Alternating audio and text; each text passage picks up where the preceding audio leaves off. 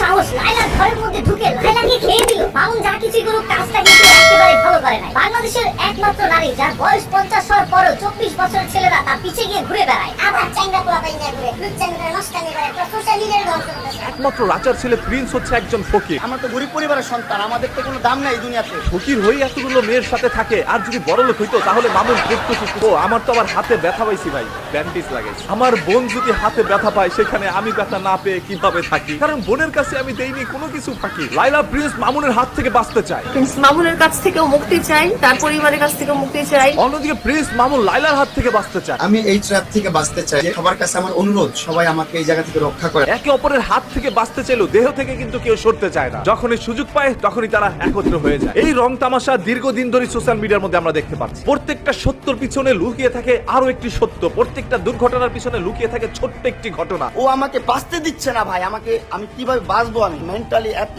Pressure দিচ্ছে ওর কাছ থেকে কখনো চাই আমি একটা টাকা নেই। লায়লা প্রিন্স মামুনকে ওয়াদাবদ্ধ করেছিল প্রিন্স মামুন যতদিন বেঁচে থাকবে ততদিন লায়লার সাথেই থাকবে, বা লায়লা যতদিন বেঁচে থাকবে ততদিন প্রিন্স মামুনের তাকে সার্ভিস দিতে হবে। ভাই কি করবো ভাই আমি কি করবো? ওর মা এসে আমাকে বলে আমি নাকি ছেলে প্রস্টিটিউট। কারণ এটা শুধু লায়লার মার কথাই নয়, এটা লায়লার নিজেরও কথা। একটা পুরুষ 12-12 জন্য কোনো নিজের জন্য কোনো শপিংই করি না। এই লায়লা আপু প্রিন্স মামুনকে যে কতটুকু ভালোবাসে সেটা আজকের এই ভিডিওতে আপনারা প্রমাণ পাবেন। তুই 5টা মামলা ঝুলে রাখছিস কেন? 30 দিনে যদি 1 মাস হয় তাহলে 5টি মামলার হাজিরা দিতে তার 5 দিন চলে যায়। লায়লা যেহেতু প্রিন্স মামুনকে আসলেই ভালোবাসে সেহেতু লায়লা চাচ্ছে আরো 22টা মামলা দিয়ে দিবে, যাতে করে 30 দিনই মামুন সেই আদালতের মধ্যেই থাকতে পারে। ওর আর কষ্ট করে বাসা থেকে আসা যাওয়ার দরকার নাই, আদালতের মধ্যে থাকবে, 30 দিনই হাজিরা দিবে। এই হাজিরা দিতে দিতে প্রিন্স মামুনের জীবনটা তেজপাতা হয়ে যাবে। ও যেমনি নাচাইতেছে আমি তেমনি নাচতেছি, কিছু করার নাই তো লাইফে।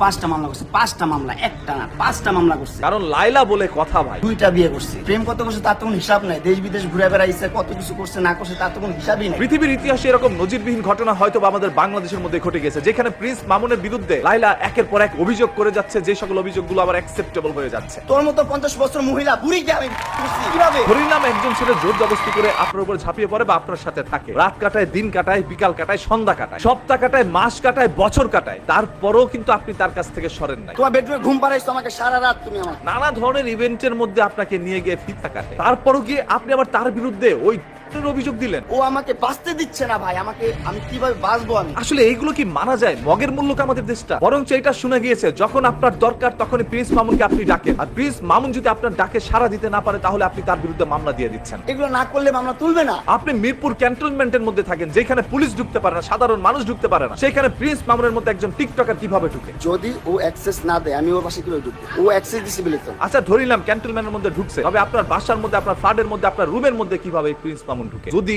আপনি না ঢুকান অবশ্যই প্রিন্স মামুনকে আপনি ডাকিয়ে নিয়ে আসেন। সে আবার বলতেছে যে মামুন তার বেডরুমে কি করে। ভাই আমার বেডরুমে যদি আমি কাউকে অ্যাক্সেস না দেই, কারো বাপের ক্ষমতা আছে আমার বেডরুমে এসে এইভাবে আমার সাথে শুয়ে থাকবে, ভিডিও করবে। আবার আপনি ইন্টারভিউর মধ্যে বারবার বলছেন ভাই আমি তো তাকে বিয়ে করেছি, যথাযথ প্রমাণ আছে। এটা তো আমার সংসার, আমি সমস্ত ডকুমেন্টেশন দেখিয়েছি। অন্যদিকে যেই কাজী আপনার ওইখানে সাইন করেছে সেই কাজী আপনাদের বিয়ের আগেই দুনিয়া থেকে চলে গেছে। উনি অলরেডি 2020 সালে মারা গেছেন, উনি আমার বাবাই। এই ফেক কাবিননামা দিয়ে আর কতদিন সংসার করবেন? আচ্ছা ধরে নিলাম ওটা ফেক না, ওটা রিয়েল, আপনারা আসলে বিয়ে করেছেন। তো বিয়ের কাবিননামাটা যদি ফেক হয় তাহলে আমরা 4 বছর আমরা কিসের মধ্যে ছিলাম? যদি বিয়ে করেই থাকেন তাহলে স্বামী আবার কিভাবে আপনাকে ধর্ষণ করে? তোর মতো 50 বছর মহিলা বুড়িকে আমি করছি কিভাবে? ওর বিরুদ্ধে ধর্ষণের অভিযোগ দিলেন কেন? মানে একটা ছেলের জীবন আপনি তছনছ করে দিচ্ছেন, অন্যদিকে আপনি মজা নিচ্ছেন। ও আমাকে বাঁচতে দিচ্ছে না ভাই, আমি কিভাবে বাঁচবো? আমি মামুনের বিরুদ্ধে মামলা দিয়ে ওকে মনে করেন কোর্টের মধ্যে দৌড়ানি খাওয়াচ্ছেন, জেলের মধ্যে ঢুকাই দিচ্ছেন, অন্যদিকে আপনি হাসি ঠাট্টা করে আপনার লাইফটা কিন্তু সুন্দর করে কাটিয়ে দিচ্ছেন। আপনার পরিবার রয়েছে, সংসার রয়েছে, আপনার বয়স 50, হয়তো বা এক পা কবরে চলে গিয়েছে, আর এখন পর্যন্ত আপনি ছোট ছোট বাচ্চা ছেলেদেরকে নিয়ে খেলা করছেন। প্রিন্স মামুনের বর্তমান বয়স যদি 24 হয় তাহলে যখন আপনি তাকে বিয়ে করছেন তখন তার বয়স ছিল, তখন আমার বয়স 16-17। তখন আমাকে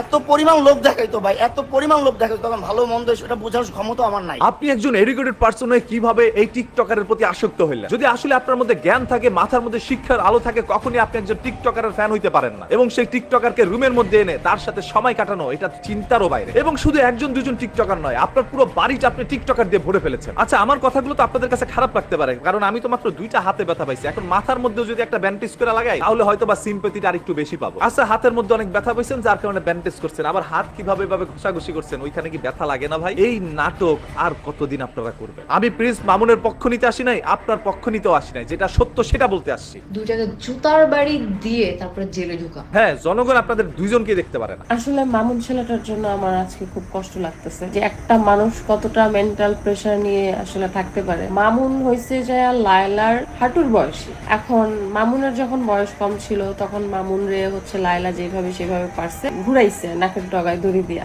এখন মামুন বড় হয়েছে, তো এটা তো স্বাভাবিক না? তোমার হাঁটুর বয়সী একটা ছেলে, সে তোমার সাথে কন্টিনিউ করবে বা তোমাকে স্বার্থহীন ভাবে ভালোবাসবে, এটা তো অস্বাভাবিক। এইসব নিয়ে শুধু শুধু এই পোলার জীবনটা এইভাবে ধ্বংস করার কোনো মানে হয় না। দেখেন লাইলা আপু, আমি একজন কন্টেন্ট ক্রিয়েটর হিসাবে আপনার প্রতি সম্মান রেখে একটা কথা বলতে চাই। যে থাকার নয় তাকে জোর করে কোনোদিন রাখা যায় না। ধরেন অসময়ে আপনাকে ব্যবহার করছে, এখন তিনি চলে গেছে, যে চলে যাও তাকে যেতে দেন। ওর বিরুদ্ধে মামলা হামলা কইরা ওই একটা ছেলের জীবন ধ্বংস করে দিয়ে আপনার কি লাভ হবে? ওর কষ্ট দেখে আপনি একটু মজা পাচ্ছেন, হাসাহাসি করছেন, এই তো। মামুন ধরেন অন্যান্য মেয়েদের সাথে অপকর্মে লিপ্ত থাকে, আপনি এটা জানার পরও কিভাবে ওইরকম একটা ছেলেকে আপনার বাসার মধ্যে জায়গা দিচ্ছে? আপনি তো দুধের দোয়া তুলসী পাতা। তবে তুলসী পাতা যতই দুধ দিয়া ধোক না কেন, ওইটা খাইতে কিন্তু তিতেই লাগে। প্রিন্স মামুনের একটি পরিবার রয়েছে, যে পরিবারে তার বাবা মানসিকভাবে অসুস্থ, তার ভাই বোন মানসিকভাবে অসুস্থ, কে বাক প্রতিবন্ধী। সেই পুরো পরিবারটাকে দেখে শুনে রাখে প্রিন্স মামুন। ওর আয়ের উৎস দিয়ে এই পুরো পরিবারের মুখে অন্ন জোটে। ধরেন প্রিন্স মামুনকে মামলা দিয়ে আপনি জেলের মধ্যে ঢুকাই দিয়েছেন, ওর পরিবারটাকে কে দেখবে? প্রিন্স মামুনের কিছু হইলে ওর পরিবার না খেয়ে থাকবে। আমি শুধু প্রিন্স মামুনের পরিবারের কথা চিন্তা করে লাইলা আপুর কাছে হাত জোর করে অনুরোধ করবো, যদি আপনি আমার এই ভিডিওটা দেখে থাকেন, এই ছেলেটাকে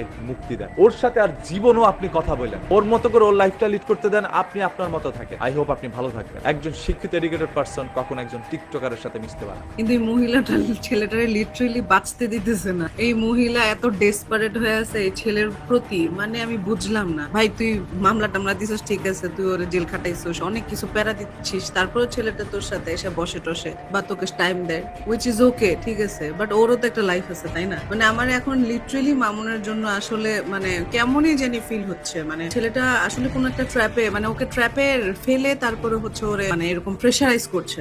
ওয়াই? মানে এই মহিলা ওরে বাঁচতে দিতেছে না, কি অবস্থা? মানে ওর ফ্রেন্ডস আছে, পিকচার টিকচার তুলছে, ও ফান টান করতেই পারে, ওর একটা কম এজ, এটা নর্মাল একটা বিষয়। ওরা এখন হচ্ছে ওই পিকচার্স গুলা নিয়ে ভাইরাল করতে হবে, ফালতু একটা মহিলা। মানে আমার সিরিয়াস এখন বিরক্ত লাগতেছে এই মহিলা। এদেরকে নিয়ে আমি কথা বলি না, কখনো বলিও নাই, বাট এখন ছেলেটার জন্য আসলে আমার আফসোস লাগতেছে। এর পিছনের কাহিনী একটাই, যে সোশ্যাল মিডিয়ার মধ্যে এত পরিমাণ সাংবাদিক হয়ে গেছে, পান থেকে চুন খুসলে সব সাংবাদিক চলে যায় আপনাদের সামনে। কথা দুই লাইন ভালোভাবে বলতে পারুক আর না পারুক, একটা মাইক্রোফোন কিনছে, ওই মাইক্রোফোনটাকে মুখের সামনে ধরে দিচ্ছে, আপনার কি বক্তব্য আছে তাড়াতাড়ি বলেন। বাস আপনারা বলছেন, ওইখানে মোবাইল থেকে আপলোড করে চলে আসছে। মানে সবকিছুতেই তাড়াতাড়ি করতে হবে, কারণ যে যত আগে আপলোড করবে তার ভিডিওর মধ্যে তত পরিমাণ ভিউ আসবে, সে টাকা কামাবে। একজন সাংবাদিক প্রশ্ন করবেন মুখের উপরে। বাইলা যখন বারবার বলছিল প্রিন্স মামুন করছে, তখন আপনারা বলতে পারলেন না আপনি একটা ছেলের সাথে 4টা বছর কিভাবে ধর্ষিত হন? আল্লাহ মাহমুদ ভালো জানেন এই প্রিন্স মামুনের কপালে কি আছে। যেহেতু 4-5টার উপরে মামলা খেয়ে গেছে, সেহেতু কোর্টের মধ্যে হাজিরা দিতে দিতে ওর জীবন চলে যাবে। এই ছেলেটাকে একটু রেহাই দেন, ওকে একটু বাঁচতে দেন। এই বুইরা বেডি এই পিচি ছেড়াডারা নিয়ে যা করতেছে, পুরুষ আটকায় কিসে?